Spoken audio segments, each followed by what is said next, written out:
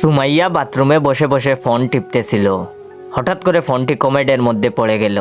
সুমাইয়া জুড়ে জুড়ে কান্না করতে লাগলো। হঠাৎ করে কমর থেকে বেরিয়ে এলো কমর পড়ি। কমর পড়ি এসে বলল, এই মেয়ে কি হয়েছে তোমার, কান্না করতেছো কেন? তখন সুমাইয়া বলল, আমার ফোনটা কমোডের মধ্যে পড়ে গেছে, তাই কান্না করতেছি। তখন কমোড পড়ি বলল, ওকে দাঁড়াও, আমি তোমার ফোন নিয়ে আসতেছি। এই বলে কমোড পড়ি কমোডের ভিতরে ঢুকলো। তার কিছুক্ষণ পর কমোড পড়ি কমোডের ভিতর থেকে একটা সোনার মোবাইল নিয়ে বেরিয়ে আসলো। আর কমোড পড়ি বলল, এই ফোন কি তোমার সেই ফোন? তখন সুমাইয়া বলল, না, এটা আমার ফোন না। তো আপনারা এখন কি ভাবছেন, সেই জলপরীর মতো আরেকটা ফোন নিয়ে আসবে?